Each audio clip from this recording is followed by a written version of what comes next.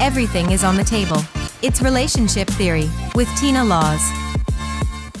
Welcome back to Relationship Theory, where we talk about all things relationships, where no topic is off limits. Now, today's topic, Nadanja and I have been talking about when you lay your cards on the table. And for those of you that don't understand laying the cards on the table, we're basically talking about when should we really reveal who we are and put it on that table before that potential partner. So, Nadanja, let's add a little bit to these cards on the table. When do you think we should lay cards on the table? Like when we meet people, we start talking and doing all these things and having fun. When do you think we should sit down and have that conversation? Right away.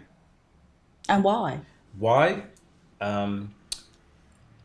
You need to have that conversation right away because it just lets you know what you want to do from that initial moment. Because your intentions can change. Most people are on a date or they meet or they're hooking up because it's a physical attraction. When does it become a mental attraction? When do you say, okay, now I want to see what her mind's about? Her body is nice, but what is in her mind now? That's also going to come out in that first initial date. You know what I mean? Because like I said, it's either lust. First, you just got some dirty thoughts that you just want to have with this woman, right? Or you want those lustful thoughts and also to see, you know what? I could deal with this. Okay, and so that goes with when she lays her cards. Her cards may entail, I'm recently divorced. I have one child. And those are the women you want that's been divorced. Oh, because they're tired of man's crap. So where do you fit into this? How would you? I'm not been married. Okay, so that's how I fit in that. Okay. How you doing? So, I love it. So guess what? So what you're now telling me is you're sitting around waiting for those that are limping on one leg. No, but those ones are better, from what I've heard. You know what I mean? So those ones are more ready to live their life. They're going 40. They're tired of the man that they've been with lying to them all these years. And now they're finally broken free. They have a little bit of freedom to just spread their wings a bit. And so it's just that if somebody new comes into their life, it's like a breath of fresh air. Okay. You know what I mean? Depending on what they're bringing to the table. Now, a woman that's been recently divorced, she might just want to knock. So that's perfect. That's perfect for her. Everybody's situation is different. A woman that's recently divorced may not want to go right back into another marriage. But she might want her needs to be met. So her needs may include what? Traveling. Her needs may be paying her bills. She may need her mortgage paid. She may need a babysitter because she may have children. She may need a stepfather. Yeah, all of that. Okay, so how does that come into play? If somebody sits you to a table looking cute and all these things and drops that on you, do you still sit to the table and want to meet her needs? Yeah, for sure. Ain't nothing better than a woman that's divorced, She's got her mind right mentally. Mentally, she's there. Mentally. So, the guys. Are they mentally there? Are they focused on? It depends on how old he is. He has to be there as well. No. Okay. If you're a guy that's 25 and you meet a woman that's 45 that's recently divorced, okay, she's just looking for somebody to just be her little boy toy. For however long she wants that to go on for. Okay. All right. So that's her, that's him, and that's a part of his growth as a young man. Every young man needs to be with an older woman. So what about the one over 40?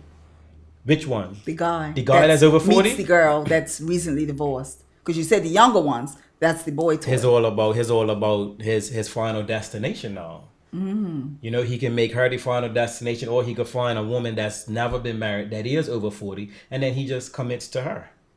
Okay, so as it relates to being a woman, I'm a woman, of course, we can see that, right?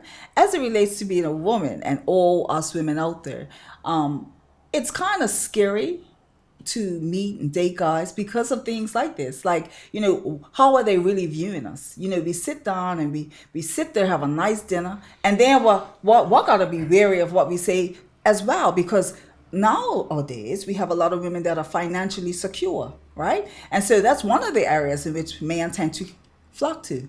He said, okay, well, she's straight there. And then we also have now where women know what they want. They know exactly what they want. A lot of men still don't. And so they sit there and hear everything that we have to say. And so this is where the cards on the table come into play. So when we meet and we have these date nights, we're sitting there putting our cards on the table. We're telling you who we are. How much of cards do we put on the table? How much of our cards do we do? Do we put a half a deck on the table, expecting that you're going to put a half a deck? Or do we put a whole deck so that you can share your part as well? And are you, man, really sharing everything that needs to be on that table as well? Are you really sharing everything? Because earlier on, you fluffed it up a bit, but you talked about 3 areas, and your areas were fun, and fun. We didn't hear. I'm a fun person. Don't talk about, I talked about 3 areas and made it fluffy. If I'm a fun person, then I'm a fun person, and that means you want to be with me. I am not attracted to women that love drama. Mm-hmm. That is not me. So no, what's drama? Some women like guys who dress a certain way. Mm-hmm. Always has a hat to the side, jewelry. You know, he could be a street pharmacist. Some women just like that look. Some women love a man who wears a suit to work every day. Mm-hmm. You know, it's all about preference. Mm-hmm. I'm not attracted to women who like street pharmacists or whatever. Appearance. You know what I mean? I like a woman who she doesn't have to be financially stable, but at least have a job. Mm-hmm. Don't come mooch off for me. Somebody that can work together. Yeah, let's work together. Okay, so we talked about having this survey earlier. We talked about, during our break time, I believe, we was talking about what couples should do as they're laying their cards on the table. How they should have a survey, basically, to say, these are the questions that we need to ask. And so one of the questions we need to ask is, when are you recently divorced, or are you recently out of a relationship? And how recent is recent? Because we don't want to hear you saying 6 months, and we know full well she dressed you, she bring you to dinner. Mm-hmm. Do you have any children? Mm-hmm. And how many children do you have, and with whom? Mm-hmm. And then the next thing should be what? Are you willing to work together for the betterment of better future for us if we do find ourselves in a committed relationship? Yeah. Right? Because that first date could be your last date. You don't want so here's the thing. You don't want to not lay your cards out, and then you guys fall in love, and then the rest of your baggage you want to tell them no. And I don't really want to call it baggage, but the rest of your life, because your children are part of your life. If you don't let them know about that right away, because some women may not want to be in a relationship with a man that has so many children, right, whether it's 1 or 2 or 3. Right. And man may feel the same way about women. He may not want to date her because she has so many children. So he may want to, or both may want to start fresh, right, with together, having their own family. So now, are we being fair then? Because, you know, we talked about baggage, and most people bring some form of baggage. And if we're talking about over 40, we all have baggage. Rather be a 40-year-old with no children or 40-year-old with 20 children. We all come to a relationship with baggage. Okay. And so are we being fair at these dinners or in these relationships as to the time frame in which we lay our cards on the table? I have a question for you. Oh, no. In reference to the cards. So, because you brought up the 40 age again. So, I'm going to put a spin on it. Yes. When you're 25, do you lay your cards out on the table? Yes or no? Versus when you're 40. Because when you're 25, you probably don't know what it is you want to do.